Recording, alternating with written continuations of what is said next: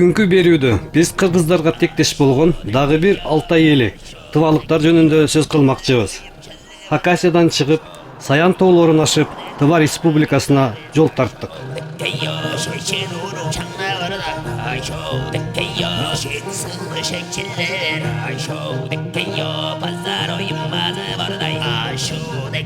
Тывага кирип келгенде эле мазарга жолуктук. Алтай элдери аны ово же ова дешет.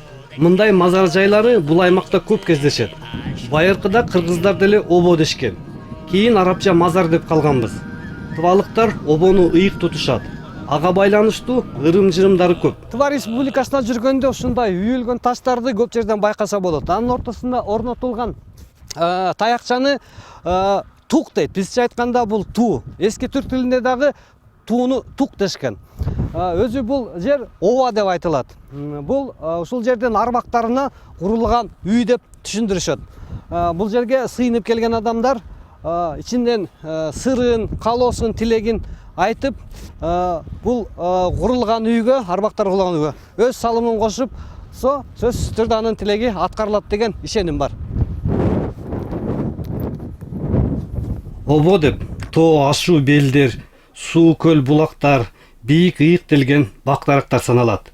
Илимпоздордун айтымында обо көчмөндөрдүн эң байыркы, түпкү диний ишенимине байланыштуу ырым.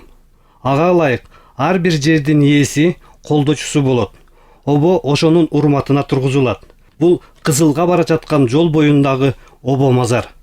Бул жерден өткөн ар бир жүргөнчү өзүнүн тилегин айтып, каалоолорун айтып, ушул жерге сыйынып, чүпүрөк байлап кетет экен. Биз да ал салтты бузбай байлап коелу деп чечтик. Обого таш же чүпүрөк, желекчелерден тышкары таттуулар, тамак аш калтырылат. Көбүнчө арак же башка ичимдиктерди арбактарга деп чачышат.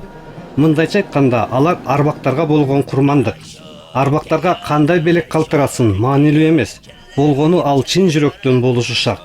Айрым элдерде обону 3 айлануу салты сакталып калган.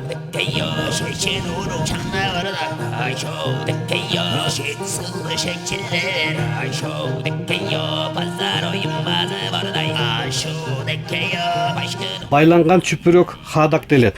Бул буддизм сөзү. Анда 5 түс ыйык саналат. Ак, кызыл, көк, жашыл жана сары. Ар бир түстүн мааниси, колдочусу бар делет. Ошондой эле оболордо Будда келмелеринин текстери жазылган желекчелер да калтырылат. Себеби тывалыктар буддизмдин бир бутагы болгон ламаизм динин карманышат. Ал эми түпкү салттуу дини шаманчылык. Кийин кабыл алган буддизм экөө жуурулушуп кеткен. Бири-бирин толуктап турат десе да болот. Өзү Алтай элдери шаман дешпейт, бакшыны кам же хам дешет. Шаман деген европалыктардан келген сөз. Шаманчылык ишенимин каран чудулге дешет. Мындай ыйык туткан мазарлардын бири Кундуз сук же Кундуз булак. Бул жерди тубалыктар Кундуз сук дешет. Кыргызчалап айтканда Кундуз туу же Кундуз суусу деген маанини берет экен. Иче турган үчүн бул ыйык булактан сууну ичердин алдында өзүнүн жөрөлгөсү бар экен. Анын үчүн 3 жолу суу алып, биринчисин суу ээсине, экинчисин жер ээсине, үчүнчүсүн теңириме деп туруп, анан төртүнчүсүн гана ичет. Муздак экен. Өзү булакты арзан булак дешет экен. Бизде деле андай түшүнүк бар, арашан деп айтылат биз жакта.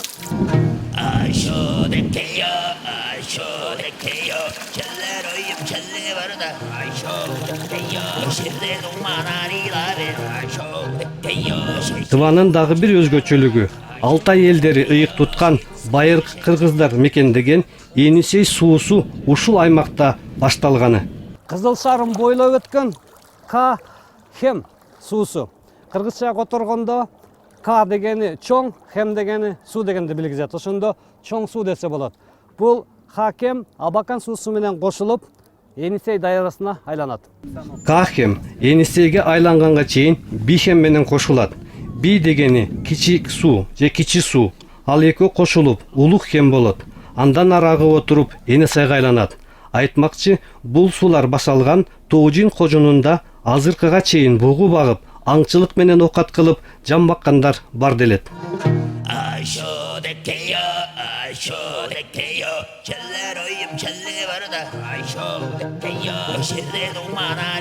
Айтмакчы, Тывада аксат алыштагы жер суулар көп экен. Маниси боюнча Башат дегенди туюнтат. Райондорун Кожун дешет. Илгерки аскери түзүлүштөн калган. Бизче Кожун, Кошун.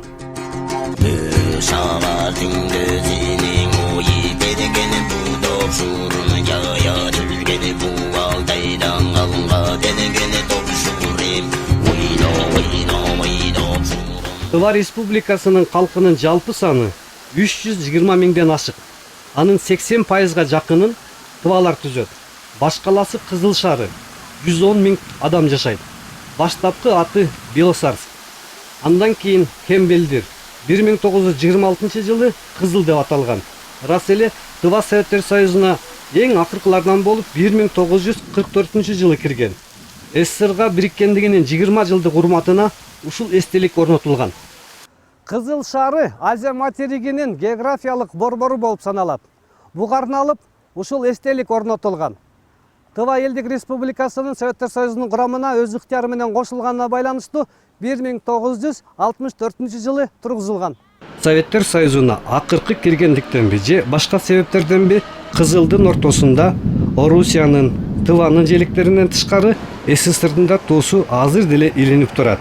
Ал эми бул Кызыл шарынын желеги жана герби Кыргызстандын туусуна окшошуп кетет. Хакастарга салыштырмалуу тывалыктар улутчул келишет экен. Бири-бири менен өз тилинде гана сүйлөшүшөт. Акырын сүйлөсө түшүнсө да болот. Эң кызыгы Кызылдын үстүн айланып учкан куш көп. Биздин байкашыбызча ала куйруктар учуп жүрүштү. Шаардын ичине коркпой эле конгону бизди таң калтырды.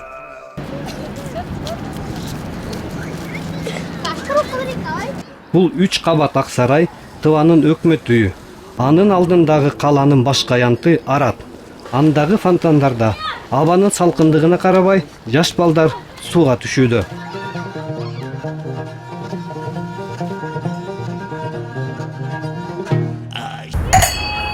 Борбор шаарынын так ортосуна өкмөт үйүнүн жана драмтеатрдын ортосуна ушул Будда динине караштуу барабан орнотулган.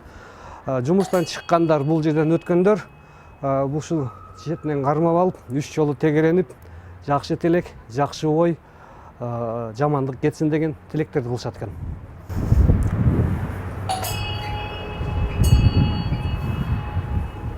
Бул жерге жаңы үйлөнгөн жаш жубайлар, жөнөкөй жарандар, жаш балдар, кыздар көп келишет экен.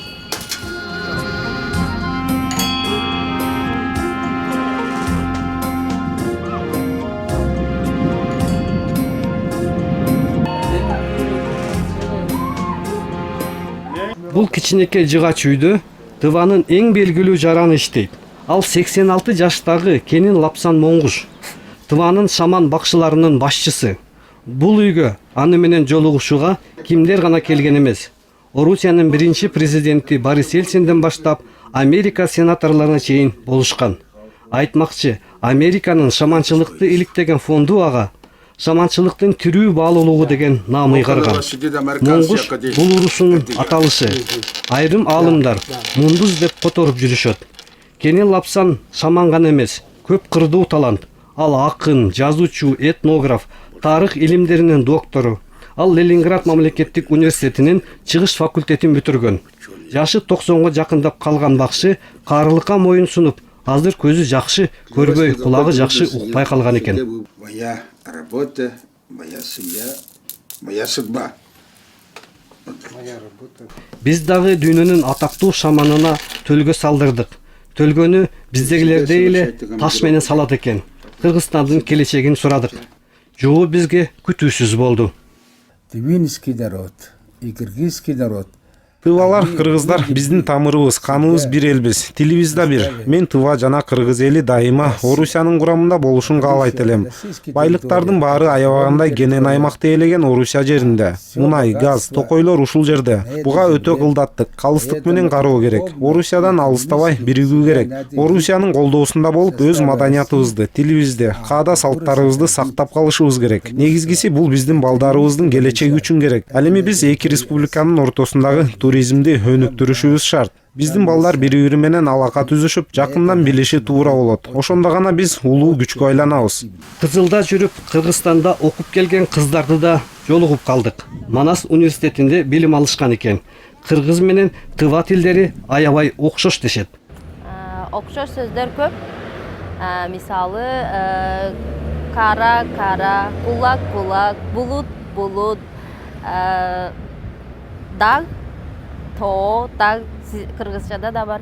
У нас кахем и пихем сливаются две реки, и получается Улухем, Енисей, это Энесай. Это по-тувински Енисей? Энесай по-тувински.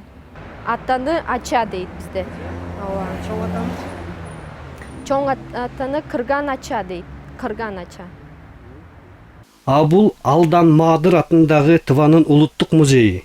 Алдан Маадырдын кыргызчасы Алтымыш Баатыр. Музей жаңы салынган. Аны түбү ушул жакта болгон. Россиянын өзгөчө кырдалдар министри Сергей Шойгунун колдоосунда курулганы айтылат.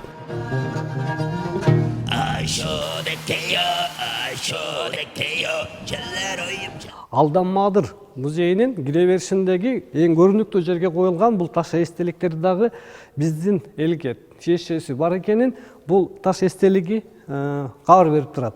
Себеби дегенде бул жерде жазуулардан тышкары анын аягына кыргыздын жарпу уурулук эн тамгасы чегилген. Анын жанында жайгашкан мынау таш киши дагы ушу кыргыз жоокерлерине таандык кишиге коюлганын бир белгиси бул анын кулагында кошо чегилген сөйкөсү.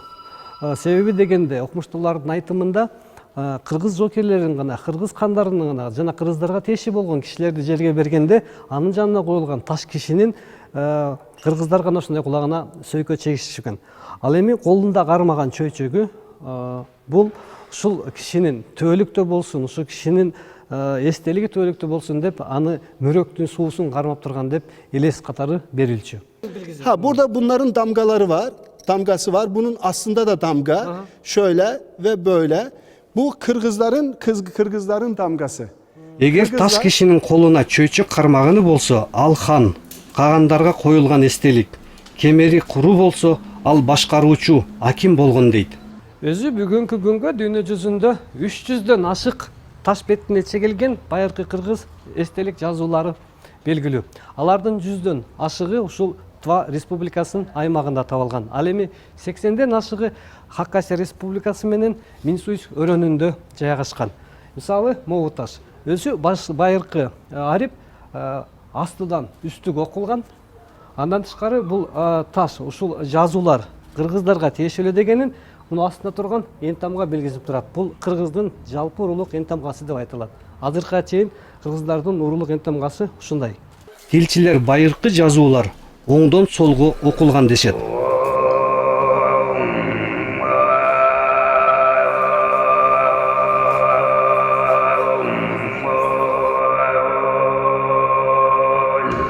Азыр ошол улуттук музейдеги мынореки таштакы мынореки айкел, балбал таш дегендер, таштын бетиндеги бүт жазуулар илгерки кыргыздар көз өткөндөн кийин үстүнө коюлган мазар таштар бардыгы.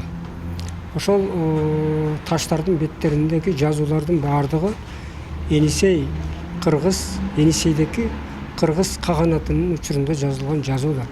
Муну бүгүнкү күнгө чейин бардыгы айтып келишкен. Жалпы түрк эстеликтери деп. Чын жалпы түрк эстеликтери. Бирок ошолордун ичинде ушулардын бардыгына ээлик кылып, өз мамлекетин куруп, кыргыз деген ат менен, кыргыздын жазуусу деген жазуу менен аттандырып, ар бир ошол мамлекетте жашаган түрк уруулары, ошол учурда кыргыз деп аталган элдер жазган жазуулар, адабий тил, ошол учурдагы мамлекеттик тил, кыргыз каганаты башкарылган тилдеги жазуулар. Бул жазуулардын жандарында кээ бир балбал таштарда жазуулар жазылат дагы кыргыздын эң тамгалары чегилген. Булардын бардыгы кыргыз, байыркы кыргыздардын жазуу эстеликтери экендиги шексиз далил буга. Булардын бардыгын эң өкүнүчтүүсү, мисалы үчүн ушундай жалпы мурастын ээси болуп туруп, ушу жерде жашаган түрк элдери мунун маанисин көп түшүнбөйт. Кыргызстанда жашаган кыргыздар мунун маанисин жакшы түшүнбөйт. Түркияда түшүнөт. Түркияда мунун баарын абдан кеп кылышат. Мектептердеки, университеттериндеки окуу жайларынын баарында окутат. Бирок эң өкүнүчтүүсү Кыргызстанда да окутулбайт. Билген киши жок эле ушуга чейин. Кудайга шүгүр, Манас университети ачылгандан кийин биздин кыргыздардан адистер даярдалды. Азыр окуй алышат, изилдей алышат. Гилейген илимий изилдөөлөрдү чыгарып алгачкыларына жарыяланды. Кыргыз жазууларынын түбү терең болгону менен эл аралык аренага кийин чыккан делет. Хакас тарыхчыларынын айтымында кыргыз жазуулары башка элдерге кыргыз каганатынын күчтөгөн мезгилинде кеңири тараган. Байыркы кыргыз жазуулары 8-кылымдын 1-чейрегинен баштап активдүү колдонула баштаган. Ал учурда кыргыз эл башчылары Кытай, Тибет, өңдүү мамлекеттер менен алака түзүп, ал жака элчилерин жөнөтүп, ал өлкөлөрдүн башчылары менен кат алышып турган. Мисалы, ошол учурдагы Тан династиясынын императорунун сарайында атайы кыргыз кагандарынын каттарын которуу үчүн котормочулардан тобу болгону белгилүү. Тыбалыктардын арасында Кыргыз, Кыргызов деген фамилиялар көп эле кездешет. Элибиздин айрым сөөктөрү кыргыздардан тараган. Ата-бабабыз кыргыз болгон дегендер да бар. Алардын бири бизди коштоп жүргөн Доржу Чортуй Ол. Ученые генетики, медицинская генетика установили, что тувинцы относятся вообще к древнейшим тюркским народам Саян Алтая. Генетик окумуштууларынын изилдөөлөрү боюнча тывалар Саян Алтайдын эң байыркы элдеринин бири болуп саналат. Биздин каныбызда байыркы түрк компоненттери, анын ичинде Энисей кыргыздарыныкы да бар экени далилденген. Азыр деле Тыванын борбордук райондорунда кыргыз уруулары жашашат. Алар аябай көп. Мисалы силерге кызык болсо керек. Менин атам да кыргыз уруусунан болот. Ал мага дайыма айтар эле: "Балам, биздин уруу аябай эски, байыркы уруулардан болот. Биздин ата-бабаларыбыз бул жерди 100 жылдап, 1000 жылдап жердешкен. Тыва 44-жылы Советтер Союзунун курамына кирген. Ошондо элге паспорт тапшыра башташкан. Башкалар эле менин атамды да сельсоветке чакырган экен. Ага кыргыз, Могуш деген фамилиялар эски заман. Андан баш тартыңыз. Доржу кыргыз дегендин ордуна биз сизге орусча ысым коелу. Ошентип биздин фамилиядан кыргыз деген сөздү алып салып, Доржу деген атынын ордуна Михаил деген ысым беришкен экен. Кызыгы биздеги кыргыз уруусунун өкүлдөрү ак бубак чачтуу болушат. Менин атамын чачы кызгылтым сары болчу, көздөрү көк, Илбирстикиндей эле. Мен сиздердин эмнеге көзүңүз көк деп атаман сураганым эсимде. Ал күлүп, биздин ата-бабаларыбыздын бардыгынын көзү ушундай болгон дечү. Ал эми атамын карындашынын кашынын түсү кызгылтым эле. Кашы узун, калың болгондуктан шамалда бир кызыктай көрүнчү. Азыр кыргыз фамилияларын калыбына келтиргендер бар. Мисалы биздин көмөкөйү менен ырдаган Хамей деген улуттук кырчыларыбыздын изилдеген Илимпоз айым бар. Анын аты жөнү Зоя Кыргызовна Кыргыз, фамилиясы Кыргыз, чачы ак бурул. Тывалар байыркы эл катары өзүнүн канында байыркы төлө, кыргыз, уйгур, кийин монголдун кандары бар. Азыр таза кандуу деле эл жок болсо керек. Түбүбүз бир, тектешпиз дегенибиз менен ошол эле тывалыктардын тилин изилдеген, иликтеген кыргызстандык Илимпоз тилчилери жок. Байыркы аталарыбыз жердеген, бабаларыбыздан калган байлык, баалуулуктар жетиштүү иликтенбей келгени өкүндүрөт. Бул эстеликтерди үйрөнүү биздин улутубузду коргоо, биздин мамлекетибизди кубаттандыруу. Өзүнүн улутту коргоо деген улуттук аң сезимде мекенчилдик, өзүнүн калк үчүн жанын үрөп, жан дүйнөсүн берген, өзүнүн тарыхын билген адам гана келечегине умтулат. Аларды билбесе, азыркы маңкурттарда болуп, Чыңгыз атабыз айтып кеткен манкуртизм деген, Төлөгөн Касымбеков атабыз айтып кеткен кутумчулук деген бизди куурата берет. Эгер биз бул жалпы маданиятыбызды үйрөнсөк, кыргыз улутун бириктире турган, кыргыз улутуна пайдыбал боло турган, түркүк боло турган мурас мына ушул мурастар. Андан кийин манастар келет. Мына манас деген биздин улуу дастаныбыздын чыгышынын башаттары да ушул мына таштакы жазуулар да. Мына кечээ Какасиядагы Барсбек Кагандын эстелигин көрдүк. Анда эмне деген дастан жатат. Көздөн жаш кылгырды. Ошонун эстампажын алып атканда. Бул кыргыздын улуулугу ошондо жатат. Мамлекеттүүлүктүн пайдыбалы аякта жаткандыгынан кабар берип жатат. Ошо калктын бейкутчулугун, журтунун бейкутчулугун ойлонгон Кагандын кептери турат ал жердечи. Биз буларды билбесек, кыргыз мамлекетин кантип күчтөндүрөбүз? Мамлекетти ким күчтөндүрөт? Руху бийик, өзүнүн эски жана жаңы мурасын, келечекте баса турган жолдорун так билген генеке адам күйүп пышат. Ошону кубаттандырууга аракет кылат. Эгер алардын баарын билбесе, манкуртчулук жейт, кутумчулук эзет, кууратат, бүтүрөт. Ошондуктан биз өз улутубуздун, өз ата бабаларыбыздын калтырган мурастарын көздүн карайындей сактап, элибизге, журтубузга, өзгөчө жаштарыбызга, мектептерибиздин, университеттерибиздин баарына коюшубуз керек.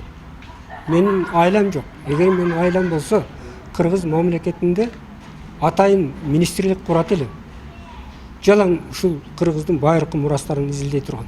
Кайсы элдин азыр бүт Американы, Батыш Европаны туурайбыз. Ошол элдердин ушундай маданияттары бар бекен? Но биздин ата бабаларыбыз жараткан маданият. Кыргыздарга тиешелүү маданият, тубаларга тиешелүү маданият, алтайларга тиешелүү. Булардын курамындагы элдердин баардыгы байыркы кыргыздардан тараган элдер. Биз ошол тарыхты билишибиз керек. Биз булар менен бүт дүйнөдөгү түрк элдер менен бирге турган, бизди бириктире турган уңгу түп мурасыбыз мына ушулар. Биз бириксек гана күчтүү болобуз. Бирикпесек бизди бөлүнгөндү бөрү жейт деп, ар кимибизди ар жерде жей берет. Бүгүнкү цивилизация, бүгүнкү жашоонун усулу ушул болуп калды. Мына ушуга кыргыз бийлиги, кыргыз башкаруучулары абдан көңүл бөлүш керек. Кийинки берүүлөрдө Хакасия менен Тывада жашап, иштеп жүргөн мекендештерибиз жөнүндө сөз кылмакчыбыз.